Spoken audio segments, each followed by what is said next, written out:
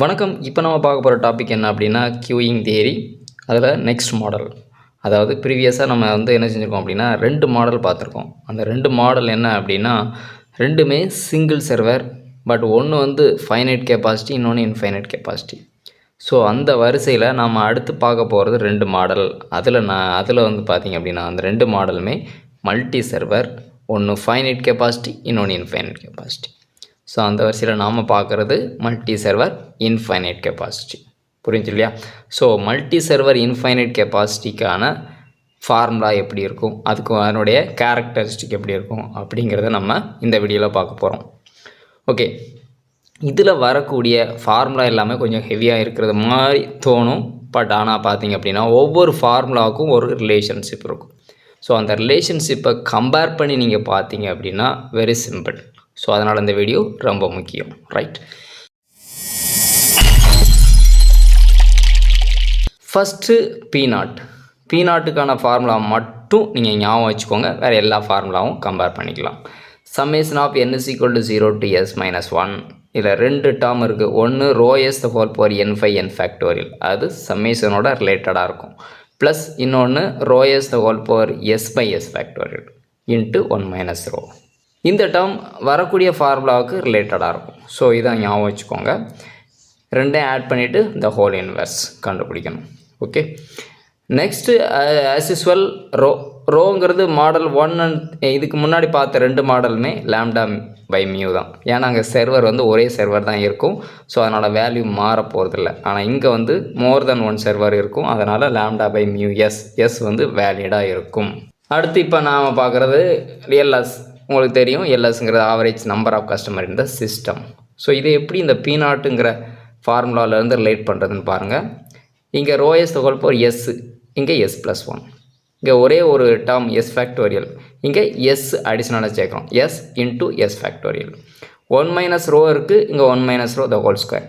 பீனாட்டுக்கு அப்புறமா கண்டுபிடிக்க formula peanut add பண்ணியிருக்கணும் ப்ளஸ் ρs. அவ்வளோதான். புரியுதில்ல எப்படி கம்பேர் பண்ணுறோன்ட்டு. அடுத்து எல்கியூங்கிறது நமக்கு தெரிஞ்சது தான். எல்எஸ்லேருந்து λ/μவை சப்ட்ராக்ட் பண்ணிடுங்க. ஓகே, அடுத்து டபிள்யூக்யூவில் பெருசாக எந்த ஒரு மாற்றமும் இல்லை. ப்ரீவியஸ் மாடலில் என்ன சொன்னோமோ அதே தான். 1/λ எல்எஸ், 1/λ எல்கியூ. இனிமேல் வரக்கூடிய ஃபார்முலா கொஞ்சம் கவனிக்கணும். ப்ராப்ளத்தில் என்ன கொடுத்துருக்காங்கங்கிறத பார்த்துட்டு ஃபார்முலா சொல்லலாம். The probability that arrival has to wait. அப்போது வரக்கூடிய கஸ்டமர் வெயிட் பண்ணுறதா இருந்தால் அதுக்கான ப்ராபபிலிட்டி. வெயிட் பண்ணுறதா இருந்தால் அப்படின்னா என்ன அர்த்தம்? இங்கே சர்வருக்கு ஈக்குவலாக கஸ்டமர் இருக்காங்கன்னு அர்த்தம். மல்டி சர்வருங்கிறதுனால அந்த வார்த்தை யூஸ் பண்ணுறேன். புரியுது இல்லையா? அப்போது இங்கே எத்தனை நம்பர் ஆஃப் சர்வர் இருக்காங்களோ அவ்வளோ நம்பர் ஆஃப் கஸ்டமர் இருக்கிறாங்க அப்படின்னு அர்த்தம். அதே வார்த்தையை அடுத்து கேட்பாங்க பாருங்கள். இந்த probability that s or more customer, அதே தான். சர்வரும் நம்பர் ஆஃப் கஸ்டமரும் ஈக்குவலாக இருந்தாலோ அல்லது சர்வரை விட கஸ்டமர் அதிகமாக இருந்தாலோ சிஸ்டம் பிஸி. அப்போ இங்கே சொல்கிற விஷயம் எல்லாமே எதை தான் சொல்லிகிட்டு இருக்காங்க அப்படின்னா சிஸ்டம் பிஸியாக இருந்தால் அதுக்கான ப்ராபபிலிட்டி என்ன. புரியுது இல்லையா? இல்லை அடிஷ்னலாக நீங்கள் இன்னொரு வார்த்தை சேர்த்துக்கோங்க, ஆல் த சர்வர் பிஸி. இப்போ மல்டி சர்வர் அப்படிங்கிற மாடலுங்கிறனால அங்கே எவ்வளோ நம்பர் ஆஃப் சர்வர் இருக்காங்களோ எல்லா சர்வரும் பிஸியாக இருந்தால்தான் சிஸ்டம் பிஸி. புரியுது இல்லையா?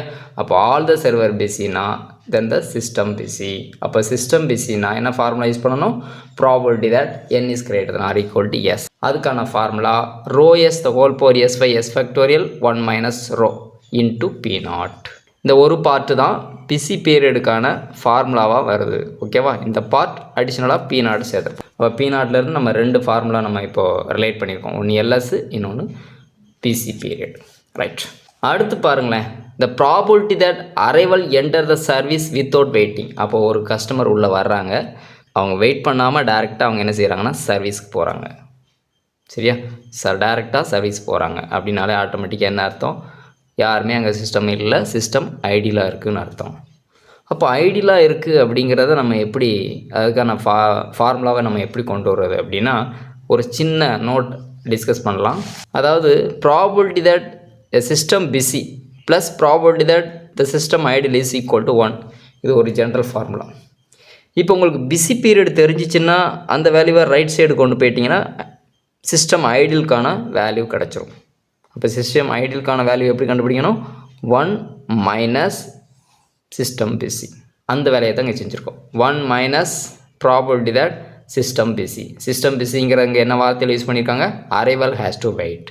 அரைவல் வந்து வெயிட் பண்ணுறதா இருந்தால் அதுக்கான ப்ராபபிலிட்டி தான் சிஸ்டம் பிசிக்கான ப்ராபபிலிட்டி. அந்த வேல்யூவை 1லேருந்து மைனஸ் பண்ணிடுங்க.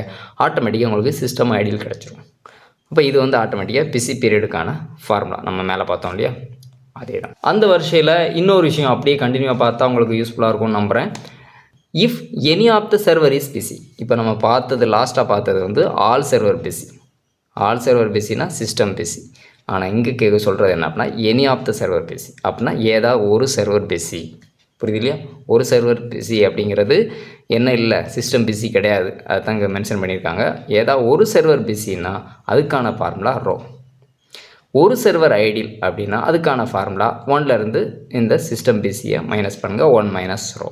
ஓகே, இப்போ ஹோல் சிஸ்டம் பிசினா என்ன, சிங்கிள் சர்வர் பிசினா என்னங்கிறத நான் ப்ராப்பராக உங்களுக்கு டிஃப்ரென்ஷியேட் பண்ணி காமிச்சிருக்கேன். நல்லா இன்னொரு டைம் கூட திருப்பி பாருங்கள், புரிஞ்சிடும். ஓகே, அடுத்த ஃபார்முலா என்ன அப்படின்னா நல்லா புரிஞ்சுக்கிடணும். The mean waiting time in the queue கேட்குறது என்ன கேட்குறாங்க? Waiting time in the queue கேட்குறாங்க. உடனே நீங்கள் WQ கண்டுபிடிச்சிடக்கூடாது. ஆனால் அடுத்து ஒரு கண்டிஷன் கொடுக்குறாங்க பாருங்கள். For those who actually wait.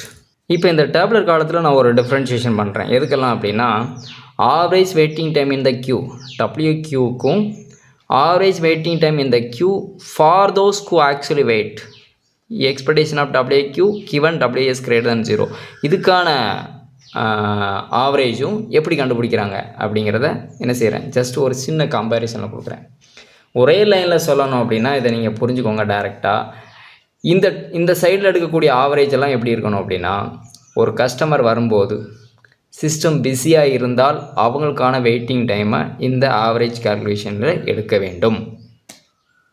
இந்த பக்கம் வந்து பார்த்திங்க அப்படின்னா ஒரு கஸ்டமர் வரும்போது ஐடியலாக இருந்தாலும் பிஸியாக இருந்தாலும் அவங்களுக்கான வெயிட்டிங் டைமை என்ன செய்யலாம், நம்ம ஆவரேஜில் எடுத்துக்கிடலாம், கால்குலேஷனில் எடுக்கலாம். புரியலையா? இங்கே வந்து 2 சான்ஸ் இருக்குது, இங்கே ஒரு சான்ஸ் மட்டும்தான் இருக்குது. ஓகே, சரி நம்ம எப்படின்னு பார்க்குறேன். இப்போ ஒரு கஸ்டமர் 9 o'clock வராங்க. அப்போ சிஸ்டம் ஐடியலாக இருக்குது. அவங்களுக்கான வெயிட்டிங் டைமை நம்ம இந்த பக்கம் எடுக்கக்கூடாது, இந்த பக்கம் எடுத்துக்கலாம். 9:10 ஒரு கஸ்டமர் வராங்க. சிஸ்டம் பிஸியாக இருக்குது. அவங்களுக்கான வெயிட்டிங் டைமை 2 பக்கமும் எடுத்துக்கலாம்.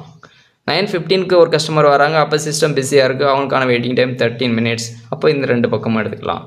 9:20 வராங்க. அப்போ ஒரு கஸ்டமர் வராங்க. 9:20 ஒரு கஸ்டமர் வராங்க. அப்போ சிஸ்டம் ஐடியலாக இருக்குது. ஸோ அவங்களுக்கான வெயிட்டிங் டைம் இந்த பக்கம் எடுக்கக்கூடாது, இங்கே எடுத்துக்கலாம். ஸோ ஓகே, போதும். இப்போ என்ன செய்யுங்க அப்படின்னா இதெல்லாம் இந்த பக்கம் ஆவரேஜ் கண்டுபிடிங்க. இதெல்லாம் ஆட் பண்ணுங்கள். 20 வருது. அப்போ 20 டிவைட் பை எத்தனை டேட்டா இருக்குது? 2 டேட்டா இருக்குது. டிவைட் பண்ணிங்கன்னா 10 minutes. இந்த பக்கம் வந்து பார்த்திங்க அப்படின்னா ஆவரேஜ் வெயிட்டிங் டைம் 10 minutes வருது. இந்த பக்கம் பாருங்கள் 4 டேட்டாஸ் இருக்குது. டிவைட் 30 வந்து 4ஆல் டிவைட் பண்ணிங்கன்னா நமக்கு என்ன கிடைக்கும்? 7.5 minutes கிடைக்கும். அப்போ வெயிட்டிங் டைம் இந்த க்யூக்கான ஆவரேஜ் எப்படி கண்டுபிடிக்கிறாங்க, அதே மாதிரி சிஸ்டம் பிஸியாக இருக்கும்போது வெயிட்டிங் டைம் இந்த க்யூ அதுக்கான ஆவரேஜ் எப்படி கண்டுபிடிக்கிறாங்க அப்படிங்கிறத உங்களுக்கு தெளிவாக புரிஞ்சிருக்கும்னு நினைக்கிறேன். அப்போ இதுக்கான ஃபார்முலா 1/μs மைனஸ் லாம்டா, இதுக்கான ஃபார்முலா 1/λQ. ஸ்பெசிஃபிக்காக கண்டுபிடிக்கணும் அப்படின்னா இந்த ஃபார்முலா யூஸ் பண்ணுங்கள். ஜென்ரலாக கண்டுபிடிக்கணும் அப்படின்னா இந்த ஃபார்முலாவை யூஸ் பண்ணுங்கள். ஓகே, அடுத்து ஒரு ஃபார்முலா இன்ட்ரடியூஸ் பண்ணுறாங்க. The probability that there will be some one waiting. இப்போ சம் ஒன் வெயிட்டிங்னா ஏதோ ஒருத்தன் வெயிட் பண்ணுறான். ஃபார் எக்ஸாம்பிள் 2 சர்வர் இருக்குன்னு வச்சுக்கோங்களேன். அப்போ 2 கஸ்டமர் இருப்பாங்க. அதாவது சர்வர் நம்பர் ஆஃப் சர்வரும் கஸ்டமரும் ஈக்குவலாக இருந்து அடிஷ்னலாக ஒருத்தன் என்ன செய்கிறான், வெயிட் பண்ணுறான். ஸோ அதுக்கான ப்ராபபிலிட்டி என்ன அப்படிங்கிற கேள்வி. அப்போ இதை நம்ம எப்படி எடுக்கணும்?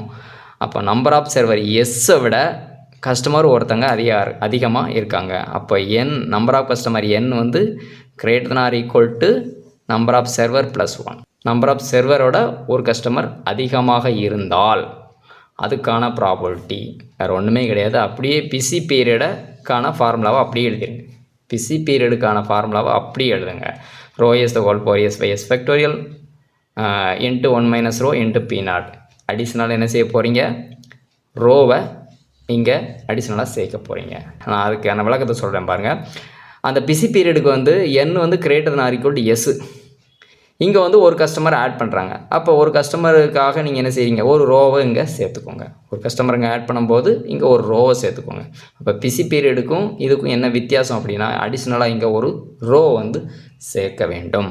Average number of customer who have to actually wait அப்படின்னா சம் பர்சன் வந்து சிஸ்டமில் வெயிட் பண்ணிகிட்டு இருப்பாங்க. அப்போ என்ன அர்த்தம், அங்கே க்யூ இருக்குன்னு அர்த்தம். அப்போ க்யூ இருக்கும்போது ஒரு கஸ்டமர் வந்தால் மட்டுமே அவங்களுக்கான ஆவரேஜ் எடுங்க அப்படின்னு சொல்கிறது தான் எல்டபிள்யூ. அதுதான் அங்கே என்ன சொல்லியிருப்போம்னா நான் எம்டி க்யூ அப்படின்னு சொல்லிட்டு டினோட் பண்ணியிருப்போம் எல்டபிள்யூ. இது ஆல்ரெடி நம்ம ப்ரீவியஸ் மெத்தடில் இதுக்கான தெளிவான விளக்கம் கொடுத்துருக்கேன். ஸோ அந்த வீடியோவோட லிங்கை கீழே பின் பண்ணுறேன். இது நீங்கள் அதை லைட்டாக ரீகால் பண்ணிட்டீங்க அப்படின்னா இந்த விஷயம் உங்களுக்கு தெளிவாக புரிஞ்சிடும். ஸோ நம்ம இது வரைக்கும் நம்ம டிஸ்கஸ் பண்ண விஷயம் எல்லாமே உங்களுக்கு கண்டிப்பாக யூஸ்ஃபுல்லாக இருக்கும்னு நான் நம்புகிறேன். ஸோ இந்த வீடியோவில் ஏதாவது டவுட் இருந்துச்சுன்னா கமெண்ட் செக்ஷனில் வாங்க, அதுக்கான ஆன்சரோட நெக்ஸ்ட் வீடியோவில் சந்திக்கிறேன். நன்றி, வணக்கம்.